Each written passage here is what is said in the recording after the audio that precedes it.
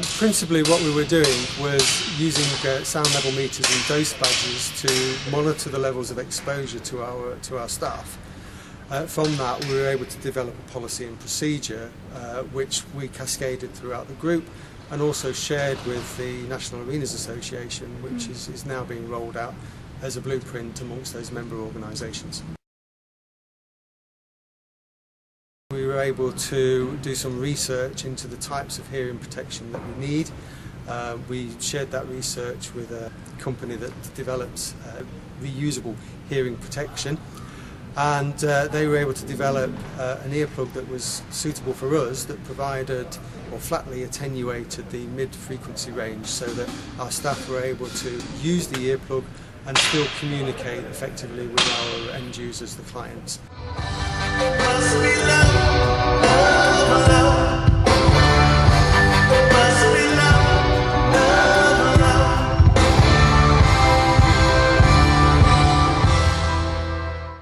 It's very difficult for us to engineer out noise.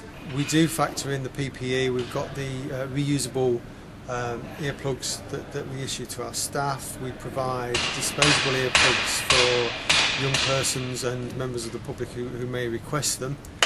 And obviously those persons working in the pits and front of stage will wear cans and headsets so that they can communicate with each other freely.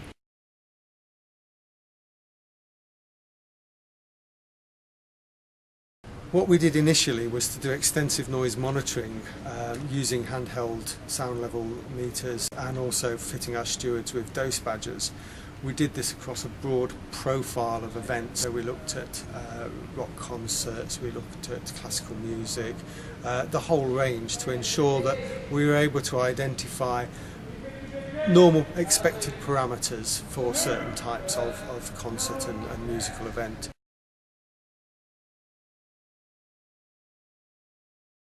Here at the NEC we do have an in-house occupational health advisor, and all of the stewards and those persons that are exposed to noise as a routine part of their daily activities are given hearing tests, they're monitored, and where we do identify that there's a problem, that frequency of monitoring is increased.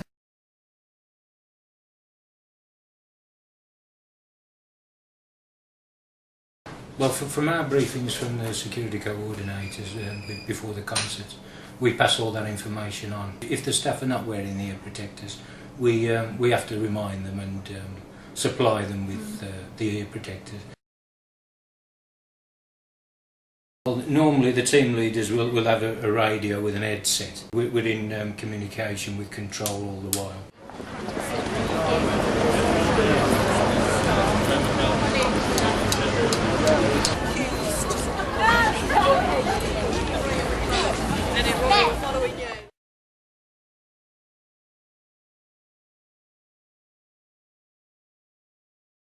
From security coordinator and event safety rep point of view, in steward briefings that we do, we ensure that they are told that you must wear your hearing protection.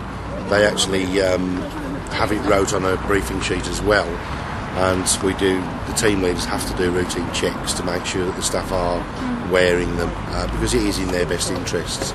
We also have an annual hearing test for each member of staff, audiometry testing, which is carried out every year for every member of staff. That includes sort of management, anybody that works within the arena bowl environment. And we actually do give earplugs out to members of the public if it is that they feel it's a bit too loud for them or their children. We send them off to our medical centre. We've always got a supply of earplugs. The best way is to actually raise the ear slightly and then insert the plug and then loose the ear, and it's in and it's not going anywhere then.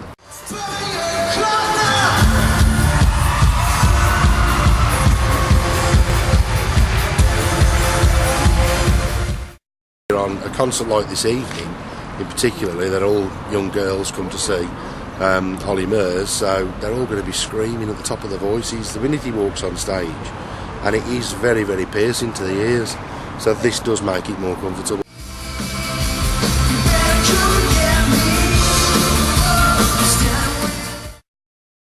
Health and safety will come along and they'll just stick the little dose meter on the collar of one of the staff, one right by the stage, one quite a distance from the stage, and they take readings from them to see what sort of noise levels we're dealing with.